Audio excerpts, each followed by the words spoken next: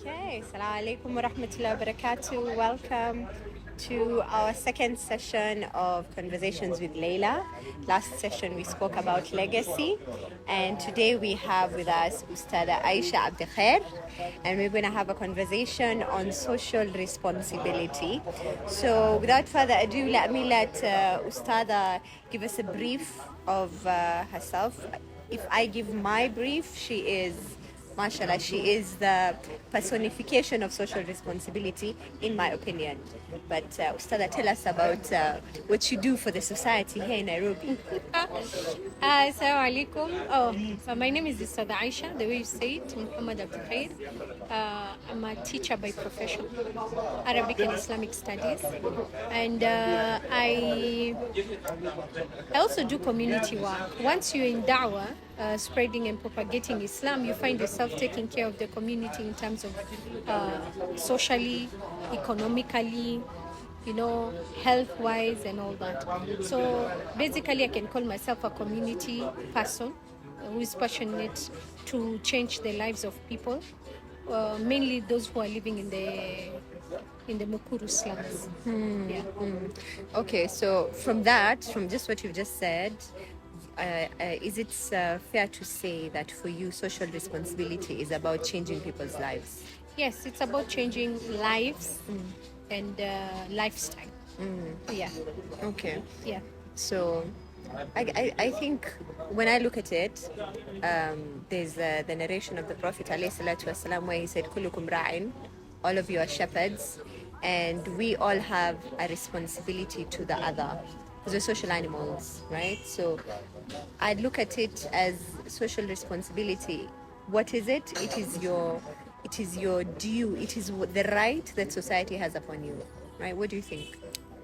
Oh yes, كلكم مسؤول عن رعيته. It's true. Our community is our responsibility. That is it, because why else will Allah subhanahu wa ta'ala okay, how do I put it? Like for you must be the change that you want to see in life. So basically what I'm trying to say is that we all want to live in a good environment. We all want to live in a good society, free of crime, free of drugs, free of poverty, free of all those things. Who's going to change that? It is us. So we should take that responsibility to see the change that we want to see in the community. Allah subhanahu wa ta'ala will not bring down the angels to change the community for us. It is us to take that responsibility. And again, the people, that is why Allah subhanahu wa ta'ala, when he wanted to change a qawm, he used to sell them a nabi. A nabi used to be sent down, a prophet used to be sent down. Why? So that he can change the ideology the people had, can change them spiritually, can change them, and emotionally, mentally. So for Allah did not have to come himself, but he sent the Nabi to do that. And nahnu warithun al-anbiya. We are the people who are inheriting this anbiya. And how are we doing it?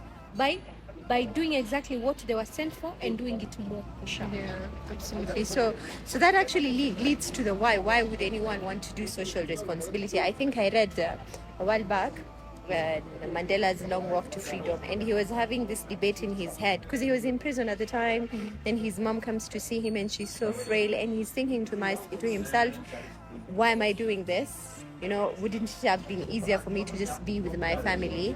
So why do this? Because it comes with, when you decide to do something for society, as you said, you're changing people's mindsets,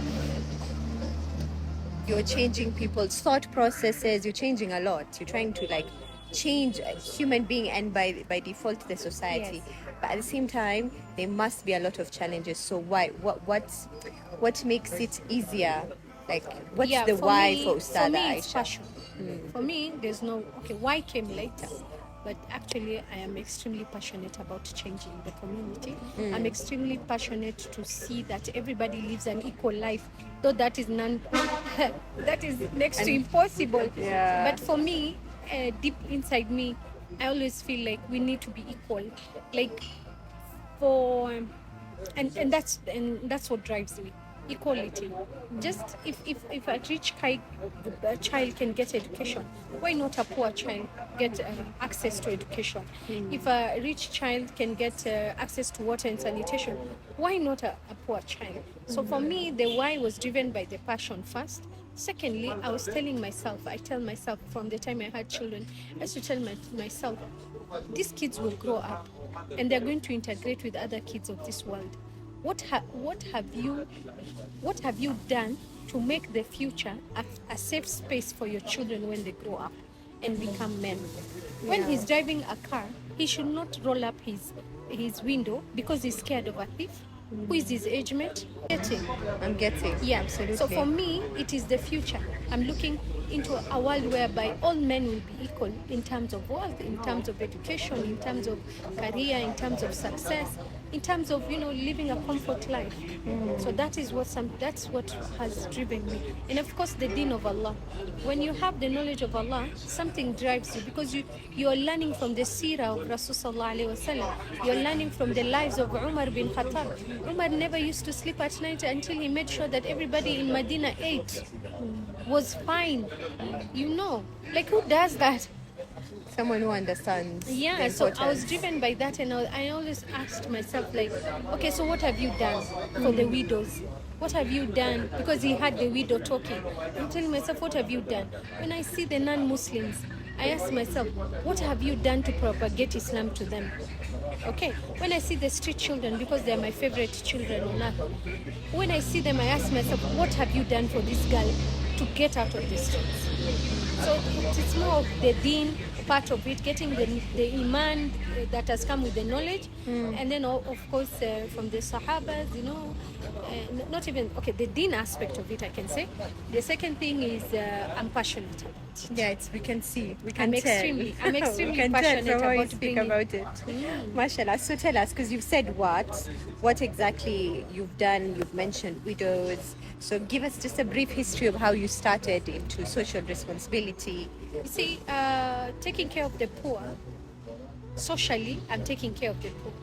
I'm not taking care of the middle class and the rich. Yeah. My focus is in the poor community that is living in the slum areas of Nairobi. Yeah. I can tell you one thing. When I was growing up in Isli, I used, okay, vile Mungu ameniumba, it's natural. But the way I am, it is very natural. Yeah. I'm an extremely giving human being. I can give all and nisibaki na kitu. Now, when I was growing up, if I'm served food, I would put some in a paper bag. Sawa. Or sometimes I would steal from my mom's the kitchen. sufuria. Yeah. Hata zile zingine zimebaki. Yeah. And then I would mix the rice and the stew together. Yeah. Haraka, tie it, and then there are kids outside the gate waiting for me. When is the first memory that you have of this happening? 7 years. 7 years. So old, what did you 8 see? years, yeah. There's Ustadha, she's 7 years. What did she see? When I was in standard 1 and 2, I would give everything of mine. Mina napeana raba, kama una raba nakupatia, kama una pencil, maskini hana. Yeah. Hana. I used to tell my grandmother, lakini hana. Yeah. Yeah, so I started that, and then as I was growing up, my mom bet me for that. Like if a neighbor would ask for salt, tell me, enda nyumbani, you bring me salt, I'd give her the whole entire can of salt. And you'd leave nothing for yourself? No, for my mom. And then napeleka ile nini ya chumvi, napeleka yote kwa ule mama. Yeah. Then my mom will look for the salt. I should not get the salt. Ule mama narudisha ile salt. Mil go here, shukran. Ulichukua sababu acha niletea ninachapo. How do you give her everything? Yeah, you should have, and that's a challenge, isn't it, when you're doing social work? Yes. Something that how I've do learned you in balance? a lighter. That's something I've learned in a bit when I'm older enough. I used to take the street kids and I put them in the house. I bring them inside my mom's house when she was not around. I would bath them and then I give them my clothes. Yeah. And then how would you Not my clothes, my younger sister's clothes. would you have any negative would you have any negative repercussions from that? Like would they do something that would bring you problems later, or Yeah, of course I always used to be not beaten, but it was not something that you'd was be encouraged. scolded, yes? Yeah, But yes. I mean from the kids themselves, would they Yeah. pay it Yeah, forward, yeah. or would they like take something that they were not meant to take, or Okay, of course, I did not see the change that I wanted to see, because no matter how much I helped the poor kids in the streets, I still them in the when I streets. came back from school, I still found them in the street. Yeah, You yeah. know, so even when I started going to work, I remember even when I started going to university, I mean, coming back and starting to work, I used to see them in the streets and take care of them while they're in the street. Today, they are big boys. But kutoka 3 years old namnulia mandazi nipande matatu vitu Yeah. tu kama hizo. Yeah, you see So them it a all lot. started at a very young age, but as I grew, I realized that passion will not change the community I want to see. Like, you need to go to school and learn the right skills. There's knowledge for social responsibility. You need to Yeah. go and learn how to work on projects. Yeah. And you want this to be done. There's to a have way. impacts. Yeah, how to have impact. impactful Change programs, yeah. on the Because ground. Yes. something that can happen is you can feel so frustrated, isn't it? You give this child food, or you give them clothes today, and you expect tomorrow they will at least not be in the same situation, and then they're still in the same situation. And then we go back to the deen of Allah. Yeah. Because that's exactly what the Prophet did. Rasul Sallallahu Alaihi Wasallam preached for 13 years. But when he left Makkah, he left with a handful of men, less than 100 men. Yes. But for 13 years, he's been spreading La ilaha illallah. Takes so time. it takes. If I have the passion, I will go out there and make the change. If the people will not take the change, that is up to them. But I have. You've done your part. You've done your part. And another thing that I wanted, as we're on this conversation, you said you learned about balance later on, right? You learned that you need to balance between giving others and yet having time for yourself. Because and this is something that's also of importance to me, because I have experienced it, but in separate, maybe, and probably to a lesser degree than you. But the challenge is when you give others, and you give and give and give, and you forget yourself, and you forget that you also have needs, and you forget that you also have to give back, and then you become worn out and depleted and resentful and tired. So how did you experience that yourself? Okay, this is something that I've seen also with people who have been doing this work longer than me, and I saw how their ending was. I remember there's a man who told me, he's my coach, he's my life coach. He told me, Ustadha, do you know that Mama Teresa, because I also look upon her, she's also a role model on what she has done for the people of the world. To show me, Mama Teresa died a very miserable woman. That is what the people around her say. She was very miserable. And so I was telling myself, like, I know, like, okay, fine, I didn't have that information, but I could relate. I say, you give so much, you become so worn out, then what? You know, the world will go on. Like Allah subhanahu wa ta'ala, He will replace you with another qawm, like, for real, like, just do what you can. So yes, I have become extremely fatigued. I've gone to an extent of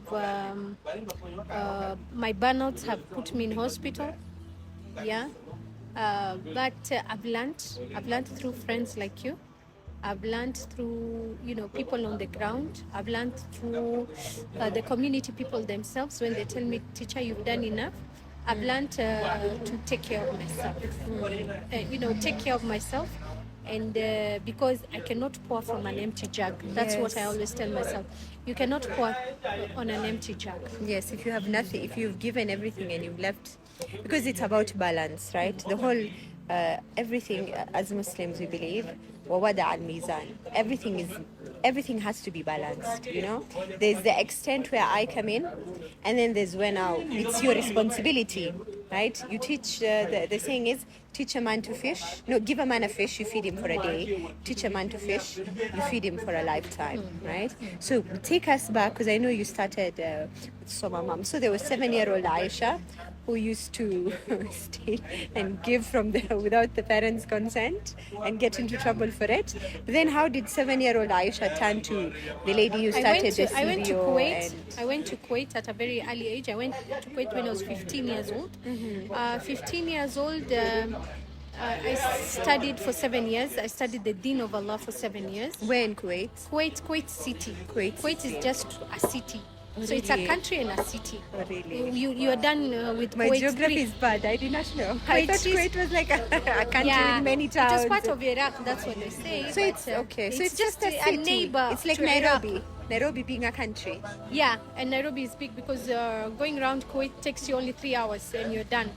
Wow. So I was taken there by the Ministry of Islamic Affairs and through an NGO here in this country. And that's where I learned the Deen. So I can tell you the passion plus the Deen made me what I am.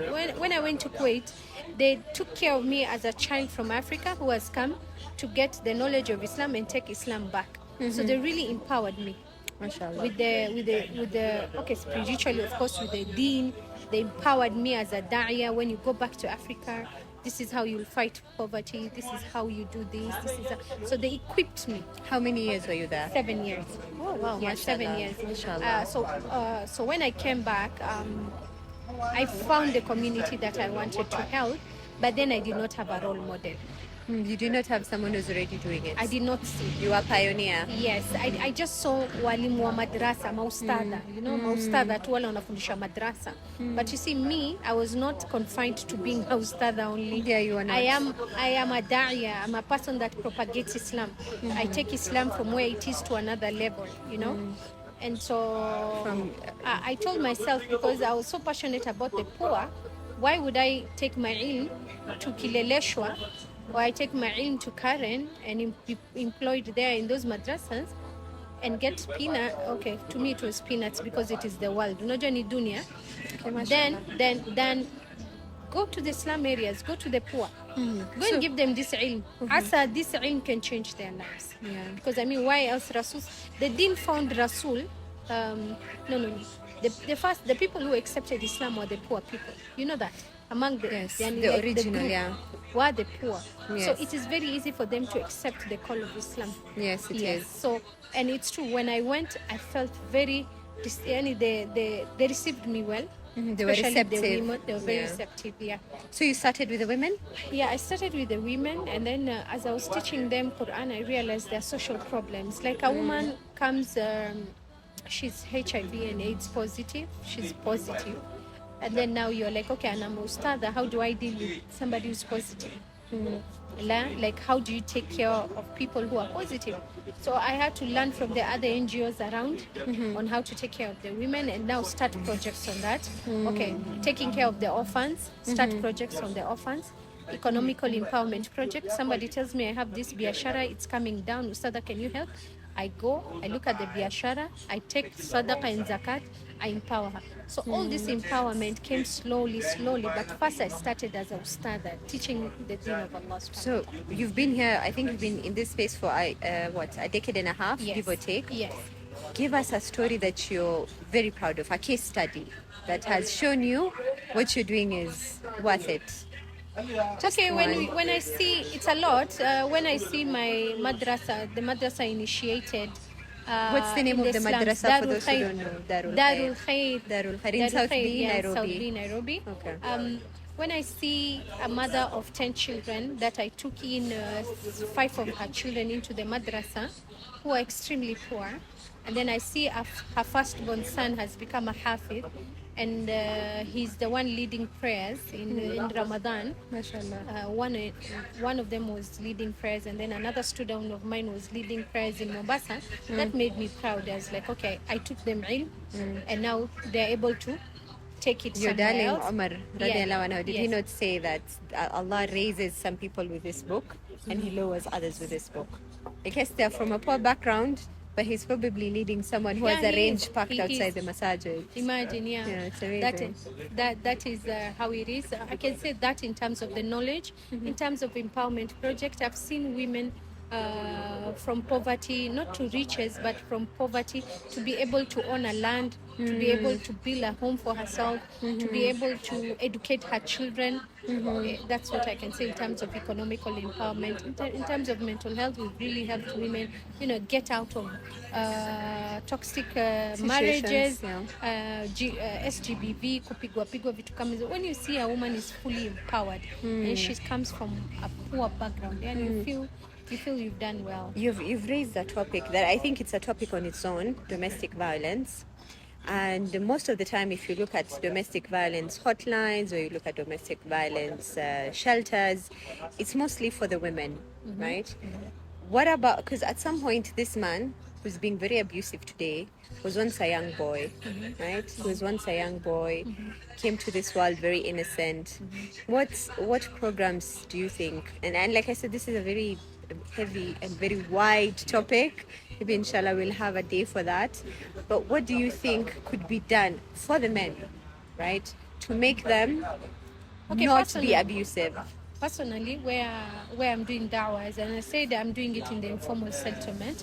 But the youth in informal settlement find crime to be a lifestyle. Yeah. They don't see any shame in crime. They don't see that it has been socialized. Yani it has been normalized. Yeah. No. And even the young girls would want to be, her boyfriend is the most crook guy mtaani, So the Pablo Escobar. Yeah. So for me, when I'm dealing with the youth in the slum area, especially the Muslim youth, because statistics says that every 4 out of 10 youth who are shot every day, 4 of them are Muslims. So our Muslim youth are very involved in crime, and so when you look at it, and because they're very close to me, like I have. What can I say? They're people that I interact with every day. So when you're talking of violence, it's something that it's a topic that is always brought up. Because they're not able to deal with their current issues in their lives. You have a family and you're broke, you're trying to hustle, you're not getting the money. What do? You go to drugs. The next thing you realize, you've gone into crime. Mwanaume anajichanganya. Mwanaume mwenyewe, yani, you just find the man to be resentful. So what we do, we talk. I talk to men a lot. We talk. We have leadership forums. We have guidance and counseling. We have self-awareness. Like, we have programs whereby men can come and we talk about these things. They find me to be their mother. You at least in an idea. But of course, it also has its disadvantage because a man needs a man. Yeah, there's always that someone But you see, me, they will respect me because they will stop it because out of my respect. But you see, when a man talks to a man, there's a way it hits differently. So what we do is I bring men who are in crime, for instance. I bring men who are in prison, for instance, and sit down and talk to them. So now they can relate. Because I find even boys as early as 16 who are already in crime. Yeah, because that's what happens is, if your role models, your parents, your uncles, your cousins, the people you look up to when you're a child are in crime, like you said, that becomes the normal. It becomes like the family business, right? The family business. Yes, but then when you bring this man who's been there, done that, but he's doing something different than this child, or even that abusive man. Because I think sometimes there's this hadith, Nu'man bin Bashir, if I have not butchered his name, the Sahabi was an alcoholic. And so there was a time, at that time, the alcoholism, there used to be, punishment, like you get beaten. So the Sahaba, they beat him, and then one of them started insulting him, and the Prophet said, stop. Don't help Iblis against your brother, because sometimes when someone is in that darkness, right, and they're in that darkness of, you're poor, you feel like there's no way out, everyone around you is a criminal, your best friend got shot, your young sister is pregnant, it's just dhulumat فوق ظلمات فوق ظلمات. And then the people around you are telling you this is who you are an abusive man, you're a piece of shit, you're a scum. This person doesn't have any reason to become better, you know. But I like the fact that you bring positive role models. Yeah, we bring in, and you can look at the slum areas today. It's bringing out youth groups that are very powerful, Muslim youth groups that are very powerful, very intellectual youths, very productive youths, engaging youths, youths who have seen what the environment used to be and they want to change. And alhamdulillah, we are seeing a lot of positivity coming out of the slum areas, especially with the Muslim youth. Alhamdulillah. Now, let's say that someone who is listening in or who will listen in future is not in a slum area, right? Maybe they come from a well-off area. Maybe they live in Sababia, or maybe they live in Kuwait City. Is Kuwait a well-off country, would you say? Yeah, it's among the richest countries in the Right. world. So how do you tell that person what is their responsibility to the society? What I'll tell that person is that your responsibility to the society is not an option. Your responsibility to the society is not an option. It's not an option. Okay. It's not an option. You don't have an option. It's a must. To the extent that you can. To the extent that you can, yes. Yeah. And if you you can. And you know what? When I say your responsibility, it doesn't mean responsibility in terms of fundings, in terms of money. No. There's a lot you can do. For instance, you're an author. Go to the community and help young girls become authors like you. You're a karate guy or you're a boxing guy. Go to the community and help the young ones, you know, with those kind of skills. Like skill-based and talent. Whatever talent you have, whatever skills you have, whatever knowledge you have, go to the people and share with them.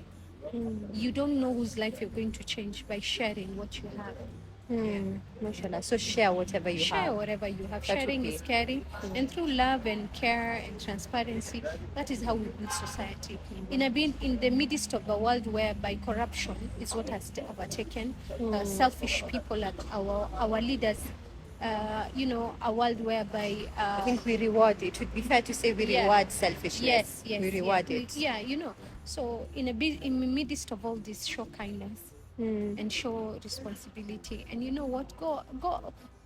It won't cost you anything if you go out of your way. Sometimes, you know, the more you live. Okay, I'm the wrong person to give advice on how to give because, like right now, what is happening, right?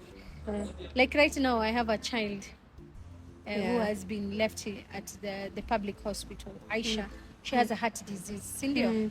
So having a heart disease, she's been left. Amepona. Now what is happening? The fact that she's well, the parent cannot pick her up because the father is mentally ill. He's in the streets, roaming around in the streets. He's mentally ill. And mental illness is also... Yeah. The mother is an an issue. alcoholic also. So who is coming to pick up this child from Who is hospital? responsible for the child? Nobody. So right now, what am I doing? I'm trying to organize how she's going to leave the hospital through the social worker's office, and I put her into a home. And you're getting. So sometimes I go out of my way. I cannot tell you sometimes. I always go out of my way. So I cannot tell you. I'm not the right person to tell somebody how far can you go. Okay, But all yes, I I can understand. tell somebody, You go all out. Yeah, me, I go all out. I know myself. But I can tell somebody to the extent that you can, because la yukallifullahu nafsa. Yeah, and even Allah can Salih teach alayhi us. salam, he said, وَمَا أُرِيدُ الْإِصْلَاحَ إِلَّا مَنِ اسْتَطَعْتَ. And I do not want to cause change or to bring about repair or goodness To the best of my except ability. to the extent that I can, because that's something that can really put you down. You feel like let's say right now what's happening in Gaza, you feel so useless because you see it every day on the news, you see it on social media, and you feel like, what am I doing? But it's the hadith to the extent. If you see an evil happening, stop it with your hand. If you can't, with your tongue. If you can't, hate it in your heart, you know? Equally. So I get you. no one I get should you. feel helpless or powerless, It's true, is what it's I'd But then I'm saying, yani, when I come to my point, if I extend my hand, my social responsibilities to some extent as an individual, and then we find community-based organizations stretching their hands to some extent, and then you Yes, find yes, NGOs yes. doing the same, and then you find the government, and Even then the you find normal we are individual. going to Make a we are difference. going to make a difference. That's true. Like yes. if every person took responsibility and Yes. said, every homeless street child, I'll take them to school. Yes. I'll just take one child to school, just one kid. That would change an entire society, because you just need one person. It is true. It Mark is true. Zuckerberg is one person. Yes. You know, and he started Facebook with his friends, of course. But look at the impact that had. Imagine the person who schooled him, gave him that education. Well, Ustadha, mashallah, we can really go on and on, because this is a very heavy topic, like I said. But in the spirit of time and people's attention spans, I'm joking. We need to rein it in. So I'd like you to before we wrap it up. One of the reasons I'm doing this Conversations with Leila is I feel like conversations can change communities, right? It's through when Islam started, like you said, when God sent prophets, how did the prophets convey? It was through conversations. It was one-on-one. But it was conversations. That's how it spread, and that spread led to benefits. So for me, this Conversations with Leila is about spreading benefits. So what would your parting words be to anyone who's listening, right, on the concept of social responsibility? What would you want to leave me, Leila, and that one person who this will reach? What would you want to leave them with? I would tell them, be the change you want to see. Be the change that you want to see in the community. Yeah. Be the change you want to see. I was reflecting on the fact that when there's this, it's in the New Testament somewhere, where they say, why are you focusing on the speck in your brother's eye and you forget the log in your own? So when we're outwardly focused, Ustadha should change, the government should change, the society should change. You're acting as if you have nothing to change. It starts you're with your perfect. change, so that you can see the change that you want. And change, and your community is your responsibility. Yeah. So be the change you want to see, and your community is your responsibility. Yeah. So it's not a coincidence we were born in Nairobi. Yeah. Lazima tutachange Nairobi. Yeah. Nairobi. Kanairo. Yes. Yeah. So Jazakillah Kheir. Thank you so much, Ustadha Aisha. And we look forward to your feedback. I will link her contacts. You can support her initiative. Inshallah, we will link it in the description below. So until our next episode, let's all strive to be of benefit. Salam.